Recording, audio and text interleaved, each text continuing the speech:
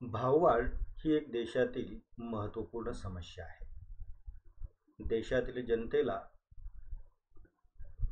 व सर्वसामान्य व्यक्तीला भाववाढ हा नेहमीच चिंतेचा विषय राहिलेला आहे. परंतु या भाववाढीबद्दल वस्तुस्थितीदर्शक माहिती व त्याबाबतची तांत्रिक माहिती बऱ्याच वेळा उपलब्ध नसते आणि त्यामुळे सर्वसामान्य व्यक्तीकडून भाववाढीस जबाबदार असणाऱ्या घटकांचे विश्लेषण करत असताना अनेक वेळा चुकीची मांडणी ही होत असल्याचे दिसून येते. याकरिताच आज आपण भाववाढ म्हणजे नेमके काय, भाववाढ कशी होते व भाववाढ रोखण्याच्या दृष्टिकोनातून कोणत्या उपाययोजना करता येऊ शकतात, या बाबतीमध्ये आज आपण माहिती घेणार आहोत. अर्थात ही माहिती सर्वसामान्य व्यक्तीला समजेल अशा पद्धतीने सोपी करण्याचा प्रयत्न केलेला आहे. यामध्ये प्रामुख्याने अर्थशास्त्रीय व सैद्धांतिक तांत्रिकता कमीत कमी ठेवण्याचा प्रयत्न केलेला आहे. भाववाढ म्हणजे वस्तूंच्या किमतीमध्ये होणारी वाढ अशी एक ढोबळ माहिती जरी आपल्याला त्या ठिकाणी असली तरी एका विशिष्ट कालावधीपुरती एखाद्या वस्तूची किंवा सेवेची किंमत वाढणं म्हणजे त्याला आपण भाववाढ असं म्हणू शकत नाही. ती एक तात्कालिक किंमत वाढ असते. परंतु जेव्हा एखाद्या वस्तूच्या किंवा सेवेच्या किमतीमध्ये सातत्यपूर्ण व टिकाऊ स्वरूपाची किंमत वाढ होत जाते तेव्हा त्याला आपण भाववाढ किंवा त्यालाच अर्थशास्त्रीय भाषेमध्ये चलनवाढ असे देखील म्हटले जाते. थोडक्यात भाववाढ ही वस्तूंच्या किमतीतील तात्पुरता बदल असणारी घटना नाही. ती एक सातत्यपूर्ण व चिरंतनपणे वाढत जाणारी किंमत असते. एखाद्या वस्तूच्या खरेदीसाठी पूर्वी जेवढी रक्कम आपण देत होतो त्यापेक्षा वारंवार आपणास जास्त किंमत द्यावी लागत असेल तर ती भाववाढ असते. किंवा एखाद्या वस्तूसाठी पूर्वी एवढीच रक्कम देऊन सुद्धा ती वस्तू जर खरेदी करता येत नसेल, अशी परिस्थिती बाजारात दुकानात निर्माण झालेली असेल तर ती देखील भाववाढ असते. म्हणजेच एखाद्या वस्तूच्या खरेदीसाठी पूर्वी मला 100 रुपये द्यावे लागत होते, मात्र आता ते 100 रुपये दिल्यानंतर ती वस्तू मला खरेदी करता येत नाही. मला त्यामध्ये अजून जादा रक्कम घालून ती वस्तू खरेदी करावी लागते. अशी परिस्थिती निर्माण होणे ही देखील एक भाववाढीची परिस्थिती असते. किंवा जास्त पैसे देऊन पूर्वीपेक्षा कमी वस्तू मिळणे म्हणजे देखील भाववाढ असते. उदाहरणार्थ, पूर्वी मी 100 रुपये दिल्यानंतर मला 10 पेन मिळत होते, मात्र आता तेच 100 रुपये दिल्यानंतर जर मला 9 पेन मिळत असतील तर ती देखील एक प्रकारची भाववाढ असते. थोडक्यात वस्तू किंवा सेवांची खरेदी करणं महाग होणे किंवा ती महाग वाटणे म्हणजे त्या ठिकाणी भाववाढीची परिस्थिती असते. अर्थात वस्तू महाग होणे आणि वस्तू महाग वाटणे या दोन भिन्न बाबी आहेत. कारण महाग वाटणे ही एक त्या ठिकाणी प्रतिक्रिया आहे किंवा एक जाणीव आहे. उदाहरणार्थ, अल्प उत्पन्न गटातील व्यक्तींना लक्झरियस कमॉडिटी किंवा चैनीच्या वस्तू महाग वाटतात, मात्र उच्च उत्पन्न गटातील व्यक्तींना या वस्तू तितक्याशा महाग वाटत नाही. म्हणजेच वस्तू प्रत्यक्षात महाग होणे आणि महाग वाटणे यामध्ये देखील एक सूक्ष्मसा फरक आहे. आता आपण समजून घेणार आहोत की भाववाढ नेमकी का होते, त्याची नेमकी कारणे काय असतात. तर भाववाढ निर्माण होण्याची प्रामुख्याने 2 कारणे असतात. एक म्हणजे वस्तूची मागणी वाढणे आणि दुसरं कारण म्हणजे त्या वस्तूचा पुरवठा कमी होणे, बाजारात त्या वस्तूंची विक्रीसाठीची उपलब्धता कमी होणे. ही दोन प्रमुख कारणे भाववाढीच्या पाठीमागे असतात. वस्तूच्या मागणीमध्ये वाढ होण्यासाठी अनेक वेगवेगळे घटक जबाबदार असतात. त्यामधील काही मुख्य घटक आपण समजून घेणार आहोत.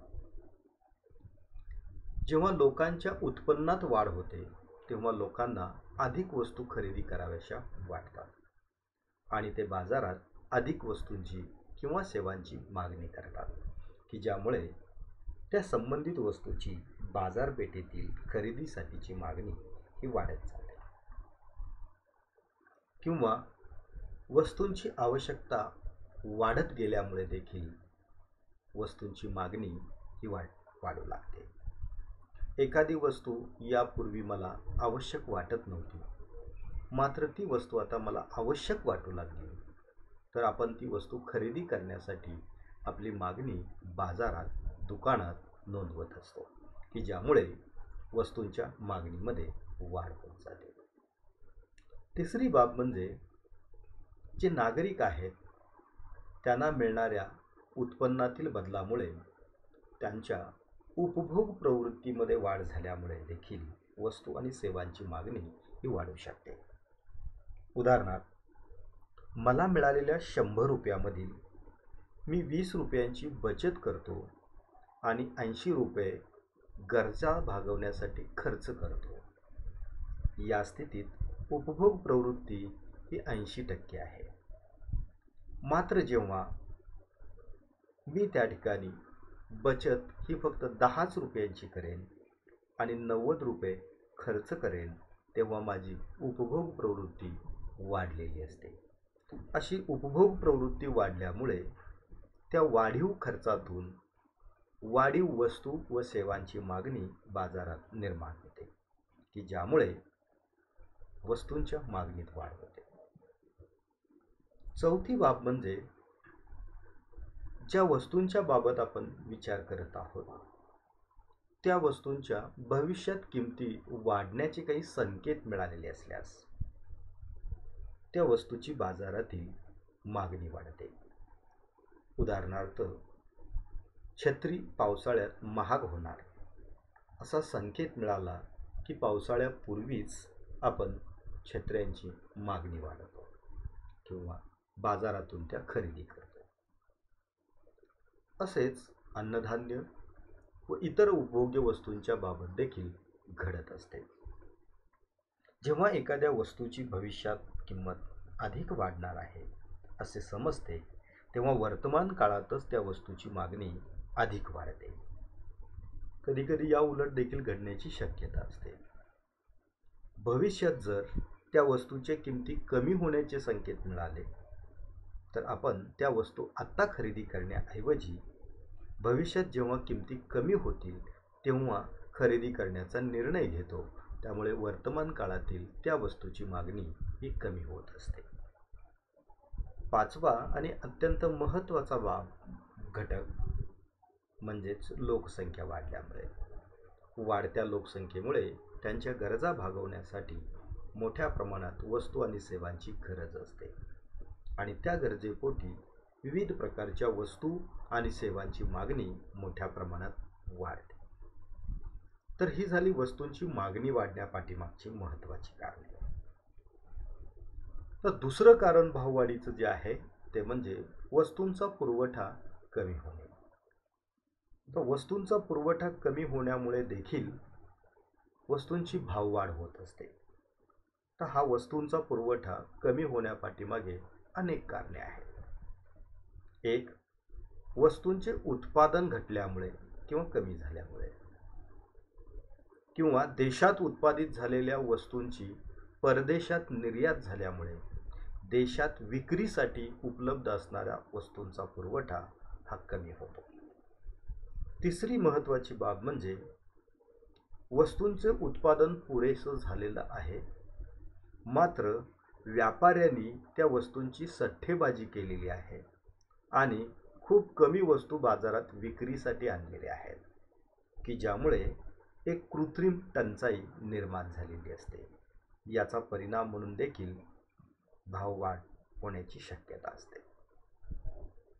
चौथा भाग म्हणजे गरजेनुसार नवीन कारखाने किंवा उत्पादन संस्था सुरू न झाल्यामुळे.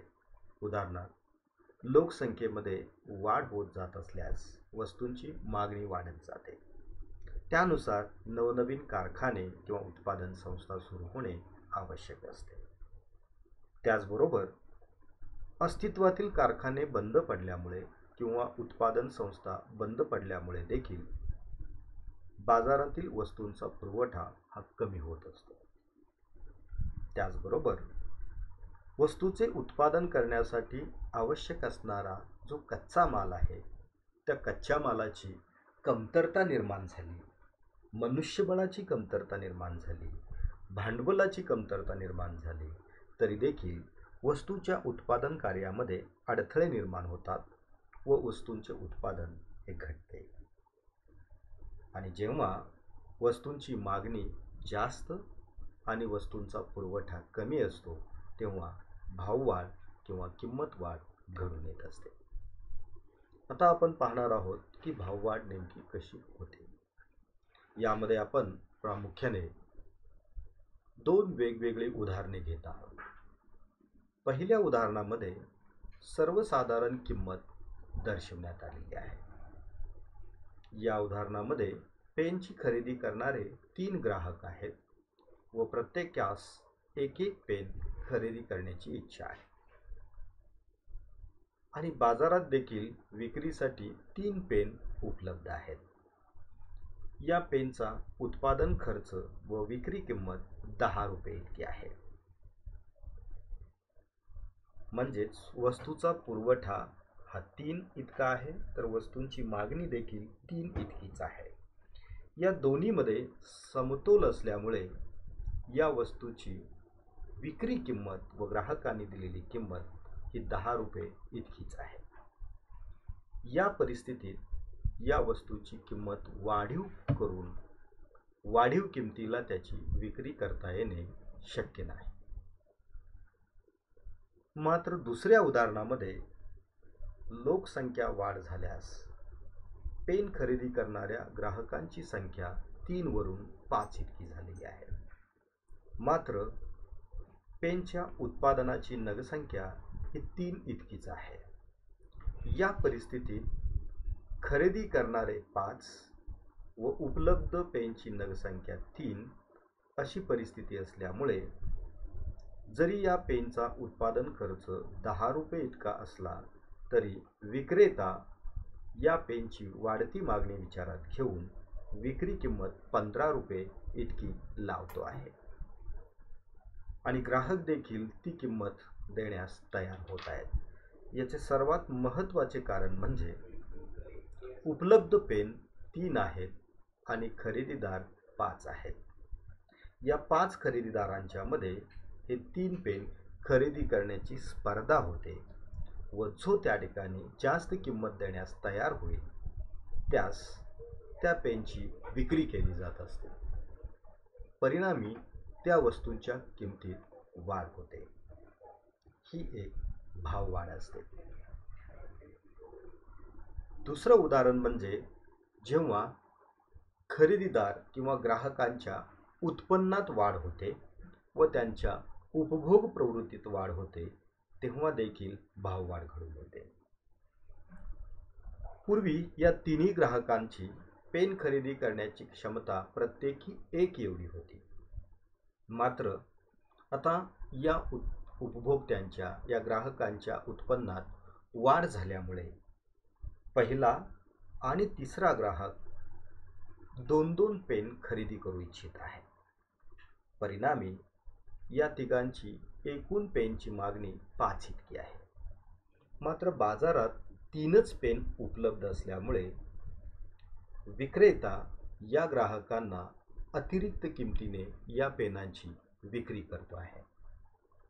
परिणामी 10 रुपये उत्पादन खर्च असणारा पेन 15 रुपये एवढ्या किमतीला विकला जात आहे.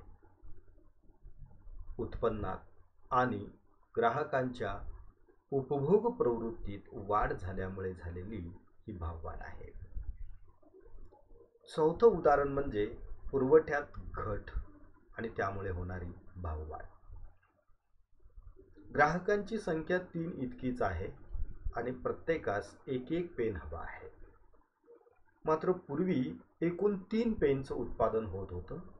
आता मात्र कारखाना बंद पडल्यामुळे किंवा कच्च्या मालाची उपलब्धता नसल्यामुळे किंवा ती कमी झाल्यामुळे अथवा व्यापाऱ्यांनी उत्पादित मालाची सट्टेबाजी केल्यामुळे आता बाजारात विक्रीसाठी 2च पेन उपलब्ध आहेत.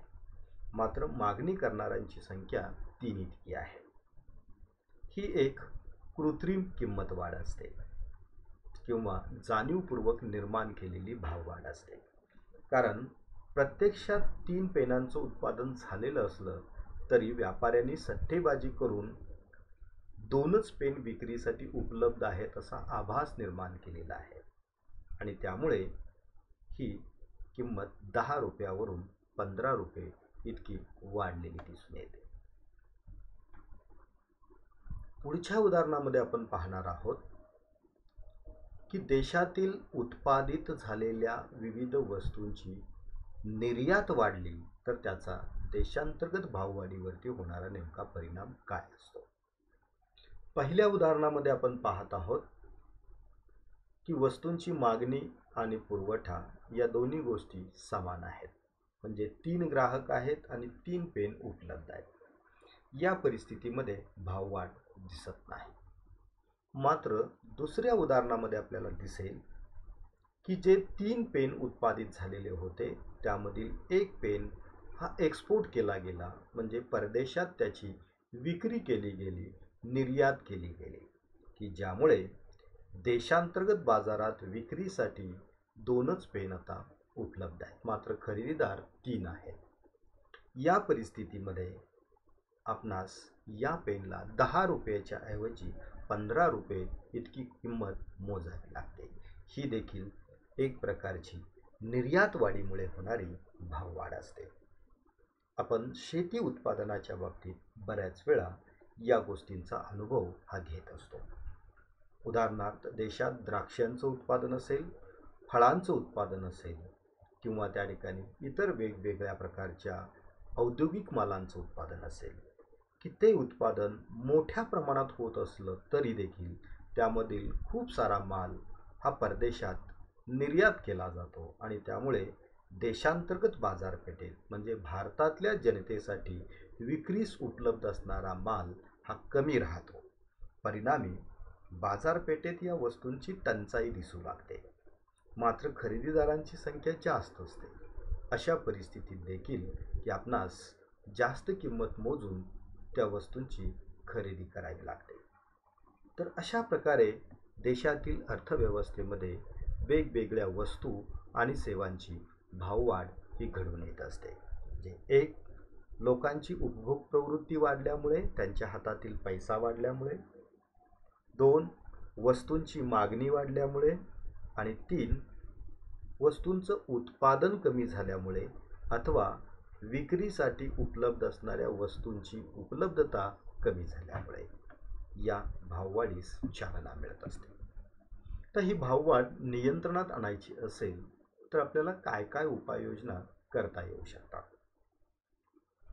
सर्वात पहिली आणि महत्त्वाची उपाययोजना म्हणजे देशातील जनतेच्या गरजेनुसार उत्पादन वाढवणे व त्यासाठी आवश्यक असणाऱ्या उत्पादन क्षेत्रामध्ये गुंतवणूक करणे. मग ही गुंतवणूक शासकीय गुंतवणूक असू शकते किंवा खाजगी उद्योजक आणि व्यावसायिकांनी केलेली गुंतवणूक असू शकते. मात्र ती गुंतवणूक उत्पादक कार्यात होणं आवश्यक आहे की ज्यामधून आवश्यक असणाऱ्या वेगवेगळ्या वस्तू व सेवांचे उत्पादन होऊ शकेल. दुसरा महत्त्वाचा उपाय म्हणजे देशातील लोकसंख्या वाढीवर नियंत्रण ठेवणे. वाढती लोकसंख्या ही नेहमीच त्या ठिकाणी फायदेशीर असते असे नाही. जर एखाद्या देशाची लोकसंख्या त्या देशातील उपलब्ध साधनसंपत्ती किंवा रिसोर्सेसपेक्षा मोठ्या प्रमाणात जर वाढली तर त्या देशातील वाढीव लोकसंख्या ही भाववाढीला आणि याबरोबरच इतर अनेक प्रश्नांना जन्म घालत असते. त्यामुळे वाढत्या लोकसंख्येवर नियंत्रण ठेवणे हा देखील भाववाढीवरचा एक महत्त्वाचा उपाय ठरतो. तिसरी उपाययोजना म्हणजे व्यापाऱ्याकडून होणाऱ्या सट्टेबाजीवर नियंत्रण ठेवावे. बहुतांश वेळा देशातील जनतेला आवश्यक असणाऱ्या वस्तू आणि इतर वेगवेगळ्या मालाचे उत्पादन हे गरजेनुसार होत असते. मात्र जे व्यापारी आहेत हे व्यापारी अशा वस्तूची किंवा अशा मालाची सट्टेबाजी करतात व कृत्रिम टंचाई निर्माण करतात. कृत्रिम टंचाई निर्माण झाल्यामुळे ग्राहकांच्यामध्ये असा आभास निर्माण होतो की वस्तूची उपलब्धता कमी आहे, उत्पादन कमी झाल्यामुळे या वस्तू आपणास मिळणार नाही आणि अशा परिस्थितीत हे ग्राहक चढ्या भावाने या वस्तूंची खरेदी करायस तयार होतात. त्यामुळे व्यापाऱ्याकडून जर अशी सट्टेबाजी होत असेल तर त्या सट्टेबाजीवर नियंत्रण ठेवणे हा देखील एक महत्त्वाचा उपाय ठरतो. देशांतर्गत गरजेचा विचार करून निर्यात परवाने द्यावेत. म्हणजे देशातील नागरिकांना आवश्यक असणाऱ्या वस्तू आणि सेवांची गरज नेमकी किती आहे आणि तेवढं उत्पादन देशात झालेलं आहे किंवा नाही याचा विचार करूनच निर्यातीस परवानगी द्यावी. अन्यथा देशांतर्गत तुटवडा निर्माण होणार असेल तर अशा निर्यात परवान्यावरती निर्बंध घालणं किंवा परवाने कमीत कमी देणं हे फायद्याचे ठरू शकते. मात्र सध्याच्या जागतिकीकरणाच्या परिस्थितीत अशा वस्तूंच्या निर्यातीवर बंधने घालणे थोडी अवघड बाब आहे. तुटवडा कमी करण्यासाठी आयात करणे हा देखील एक महत्त्वाचा उपाय असतो, परंतु हे एक परमनंट सोल्युशन नाही. उदाहरणार्थ एखाद्या वस्तूची देशात गरज 100 नगांची आहे आणि आपण फक्त 90च नगांचं उत्पादन करू शकत असू तर 10 नगांची परदेशातून आयात करणे हे या ठिकाणी फायदेशीर ठरू शकते की ज्यामुळे किंमत वाढ किंवा भाववाढ होणार नाही. मात्र अशी टंचाई कमी करण्यासाठी सातत्याने आयातीवरती अवलंबून राहणे ही देखील बाब देशहिताच्या दृष्टीने ही अडचणीची ठरू शकते. त्यामुळे अशा आयातीसाठी पर्यायी उद्योग देशामध्ये स्थापन करून त्याला पर्यायी ठरतील अशा वस्तूंचं उत्पादन वाढवणं हे देखील भाववाढीवरचा एक पर्याय असतो. उत्पादन वाढवण्यासाठी कामगार, कर्मचारी, कच्चा माल, भांडवल व इतर विविध प्रकारच्या आदानांची उपलब्धता वाढवणं ही देखील एक महत्त्वाची जबाबदारी असते. कारण देशातील वस्तू आणि सेवांचा पुरवठा वाढवायचा असल्यास त्यांचं उत्पादन वाढणं ही महत्त्वाची बाब असते. मात्र उत्पादन वाढीसाठी पोषक वातावरण निर्माण करण्यासाठी त्यांना आवश्यक असणारे कामगार आणि कर्मचारी, कच्चा माल, त्यांना आवश्यक असणारं भांडवल, इलेक्ट्रिसिटी, परिवहन सुविधा, वाहतूक सुविधा यासारख्या सुविधांची उपलब्धता करून देणे आवश्यक असते. त्याचबरोबर भाववाढीवरती नियंत्रण ठेवण्यासाठी सरकारने जो आपला खर्च आहे तो अनुत्पादक बाबीपेक्षा उत्पादक बाबीवरती अधिक करणं हे हिताचे ठरू शकते. कारण अनुत्पादक बाबीवरती केलेला खर्च हा बहुतांश वेळा भाववाढ निर्माण करणारा असतो आणि उत्पादक कार्यावरती केलेला खर्च हा भाववाढ कमी करणारा असतो. उदाहरणार्थ एखाद्या ठिकाणी कारखान्याला दिलेले 100 कोटी रुपये व त्याचवेळी एखाद्या धार्मिक कार्यक्रमासाठी दिलेले 100 कोटी रुपये यामधला कारखान्यांच्यासाठी दिलेला 100 कोटी रुपयेचा खर्च हा त्या ठिकाणी फक्त खर्च नसतो तर तो उत्पादन कार्याला चालना देणारा गुंतवणुकीचा भाग असतो आणि त्यामधून नवनवीन वस्तू आणि सेवांचं उत्पादन करून देशातील जनतेला त्यामधून सोयीसुविधा मिळणार असतात.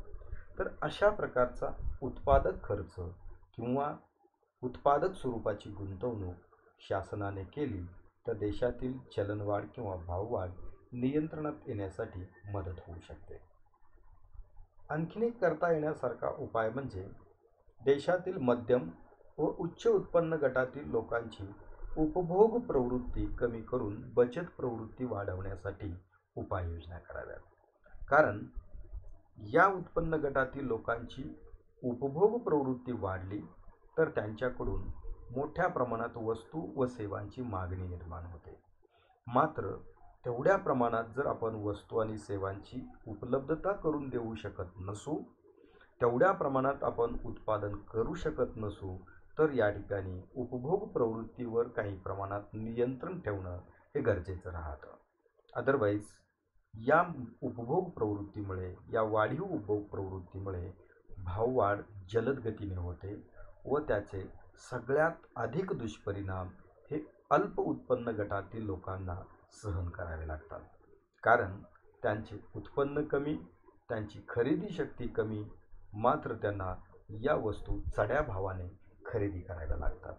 तर ही परिस्थिती टाळण्यासाठी व जर आपण उत्पादन पुरेशा प्रमाणात वाढवू शकत नसू, तर त्या परिस्थितीमध्ये उपभोग प्रवृत्तीवर काही प्रमाणात नियंत्रण घालणं व बचत प्रवृत्ती वाढणं, म्हणजे त्यांना जास्तीत जास्त बचत करायला लावणं व ती केलेली बचत भांडवल म्हणून नवीन वस्तू आणि सेवांचं उत्पादन करू इच्छिणाऱ्या उद्योग व्यावसायिकांना भांडवल म्हणून उपलब्ध करून देणं, ही बाब देखील भाववाढ नियंत्रणात आणण्यासाठी अत्यंत उपयुक्त ठरू शकते. तर अशा अनेक वेगवेगळ्या प्रकारच्या उपाययोजना या भाववाढीच्या नियंत्रणासाठी करता येऊ शकतात. मला वाटतं की या विवेचनावरून आपणास भाववाढ आणि त्या संदर्भातील उपाययोजना या निश्चितपणे समजल्या असतील. धन्यवाद.